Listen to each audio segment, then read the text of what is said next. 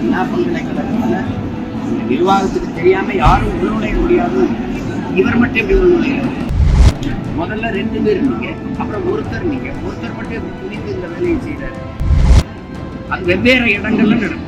அந்த இடத்துல போய் உட்கார்ந்த உடனே 10வது நிமிடத்துல இவர் வர்றாரு அப்படின்னா யார் அவருக்கு தகவல் கொடுக்குறது?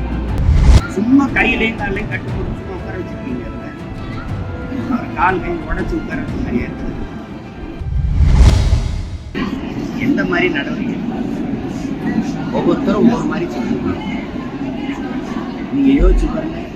அண்ணா பல்கலைக்கழகம், அண்ணாமலை பல்கலைக்கழகம், சென்னை பல்கலைக்கழகம், தமிழ்நாடு கல்வி பல்கலைக்கழகம், கோவை பாரதியார் பல்கலைக்கழகம், எந்த காமராஜர் பல்கலைக்கழகம் எதுக்கு துணைவேந்தர் சொல்லுவாங்க? துணைவேந்தரே இல்லை. இப்போ என்ன நிர்வாகம் நடக்குது, என்ன ஆட்சி முறை கேட்டால் அது ஆளுநர் கைது போடுது. எந்த மாதிரி அமைப்பு? எந்த மாதிரி அமைப்பு?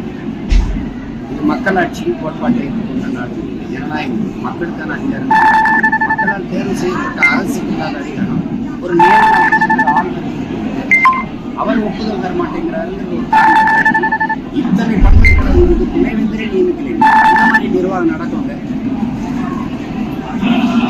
அந்த அண்ணா பல்கலைக்கழகத்தில் நிர்வாகத்துக்கு தெரியாம யாரும் உள்நுழைய முடியாது. இவர் மட்டும் எப்படி உள்நுழைகிறார்? இல்லை. நம்ம என்ன நடந்துருக்குன்னா, இப்போ ஒரு பெண் தன்னுடைய ஆண் தோழனோட நண்பரோட போய் ஒரு இடத்துல உட்கார்ந்தா அடுத்த 10வது நிமிடம் அங்க அவர் சேர்ந்து வருகிறாங்க. இப்ப இந்த தங்கச்சிக்கு நடந்ததுக்கு முன்னாடி முத நாள் ஒரு தங்கச்சிக்கு நடந்தது. அது வெவ்வேறு இடங்கள்ல நடக்கும். அந்த இடத்துல போய் உட்கார்ந்த உடனே 10வது நிமிடத்துல இவர் வர்றாரு அப்படின்னா யார் அவருக்கு தகவல் கொடுக்குறது? அப்ப கண்காணிப்பு கருவியை பார்த்துக்கிட்டு ஒருவர் இவர் தகவல் கொடுக்குறாரு. அப்ப இவர் அவங்க 2 பேரும் பேசிட்டு தனிப்பட்ட முறையில் இருக்கிறத படமா எடுத்து காணொலியாக எடுத்து வச்சு மிரட்டுறார். அப்ப அவர் சொல்ற வேலையை செய்து பணிய வைக்கிறார். இந்த வேலை எவ்வளவு நாளா நடக்குது? இது ஒரு பெரிய வலை பின்னலா இருக்கு. முதல்ல 2 பேர் இருந்தீங்க, அப்புறம் ஒருத்தர் மட்டும் எப்படி துணிந்து இந்த வேலையை செய்யறாரு? அவங்க சொல்றாங்க அவர் ஏரோப்ளைன் மோட்ல போட்டாரு, ஃபிளைட் மோட்ல போட்டாரு. அது எப்படி உங்களுக்கு தெரியுது? அவரே சொன்னாரு. ஆனா அவர் அழைச்சு அந்த தங்கச்சி கொடுத்தாங்கல்ல, அந்த சாருக்கு நீ அட்ஜஸ்ட் பண்ண வேண்டியது இருக்கும், அந்த சாருக்கு நீ ஒத்துழைக்க வேண்டியது இருக்கும் அப்படின்னா அந்த சாருக்கு எப்படி அட்ஜஸ்ட்? அந்த சார் யார்? எவ்வளவு கேள்விகள் எடுத்து பாருங்க. சும்மா கையிலையும் காலையும் கட்டு போட்டு சும்மா உட்கார வச்சிருக்கீங்க. அவர் கால் கை உடச்சு உட்கார வச்ச மாதிரியா இருக்குது. அப்படித்தானே? கை காலில் நாங்கள்லாம் அடிபட்டவங்களே இல்லையா? அந்த வழியை அனுபவிச்சவங்களே இல்லையா? இதை எதுக்கு இவ்வளவு தூரம் திசை திருப்பீங்க? நீதிமன்றம் இந்த காவல்துறை அணுகியிருக்கணும், தவறு நடக்கணும் கண்டித்து சொல்லும்போது வடக்குன்னு நீங்க எல்லா காவல்துறை அதிகாரிகளுக்கும் பதவி உயர்வு கொடுக்குறீங்க, பணி நியமனம் செய்யறீங்க, பணியை மாற்றீங்க. செய்தி வரட்டு ஏன் ஒரு வாரம் விட்டு அறிவிச்சாரு. சரி, இதுக்கு என்னன்னா இதை திசை திருப்ப அவர் அண்ணாமலை தன்னுடைய கோபத்தை வெளிப்படுத்துறது. அவர் சாட்டையில் அடிச்சுக்கிட்டாரு. செயலை நீங்க ஏற்றுக்கீங்க, எதிர்த்துக்கீங்க, அதை விமர்சிங்க, அது வேற. அவர் கோப நியாயம் வந்தாங்க.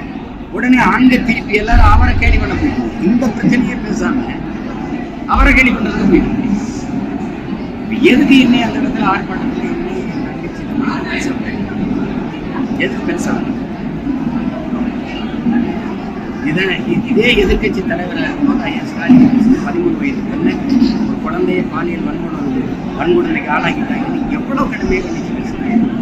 பொள்ளாச்சி பாலியல் வன்கொடுமை, கூட்டு பாலியல் கொடுமை, அந்த தங்கச்சியில் கதறி எழுத காணொலி வரும்போது எல்லாரும் இதை அப்ப எதிர்கட்சி தலைவராக இருக்கும்போது நீங்க கொடுத்த வாக்குறுதி என்ன? நான் உடனடியாக நடவடிக்கை எடுப்பேன். எடுத்தீங்களா? எந்த இடத்துல நீங்க இயங்கி இருக்கிறீங்க? தங்கச்சி ஸ்ரீமதி அது கொலையா தற்கொலையா? அவ்வளவுதான். அங்க ஒரு கமிஷனை போடுவீங்க, ஒரு குழுவை போடுவீங்க, அங்க சிபிஐ விசாரணை இருந்தீங்க, அந்த விசாரணை இருந்தீங்க, எல்லாம் அப்படியே கிடப்புல போட்டு இதையும் தீர்த்து விட்டு வேற பிரச்சனை எங்களுக்குள்ள தெரிஞ்சு நாங்க அந்த பக்கம் போனோம்னாது இதை அப்படியே மறக்கடிச்சுட்டு போறது தான். கேட்டா பெண்ணிய உரிமைங்கிறீங்க, பெண்களுக்கான முழு பாதுகாப்பு எங்க ஆட்சியில தான் இருக்கீங்க.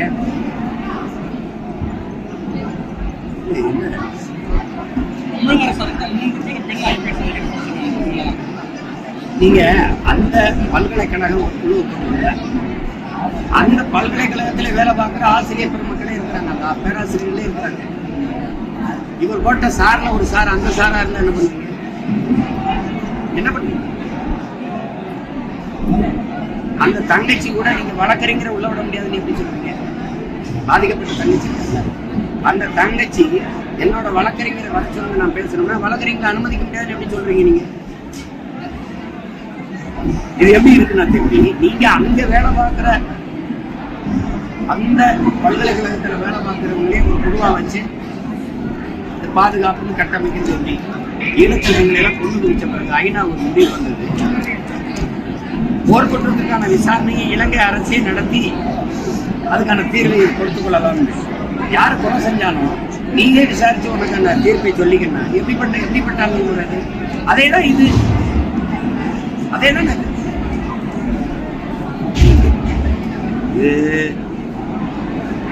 இதே நீங்க கடந்த காலங்களில் எதிர்கட்சியா இருக்கும்போது ஒவ்வொரு நாளும் போராடினீங்க, ஒவ்வொரு பிரச்சனைக்கும் போராடினீங்க. ஆனா நீங்க எங்களை போராட அனுமதிக்கிறீங்க. இதுக்கு வெள்ளக்காரன் எவ்வளவுமே இல்லையா? எங்களை அடிமைப்படுத்தி ஆண்டான். ஆனா நாங்க சுதந்திரத்துக்கு போராட அனுமதிவாத எங்களுக்கு கொடுத்தாங்க. இது விடுதலை பெற்ற நாடுங்கிறீங்க, ஜனநாயக நாடுங்கிறீங்க. ஒரு பிரச்சனையை உருவாக்குறீங்க, பிரச்சனை நிகழ்வுனா அந்த பிரச்சனைக்கு தீர்வு வேணும். போராட கூட அனுமதிக்க மாட்டேங்குது, போராட இடமும் கூட தர மாட்டேங்குது. எவ்வளவு பெரிய கொடுங்கொன்மை ஆட்சி நடக்குது. குறைந்த விலை நிறைந்த தரம், தங்கள் தேவைகள் அனைத்தும் ஒரே இடத்தில். ஜெயச்சந்திரன்.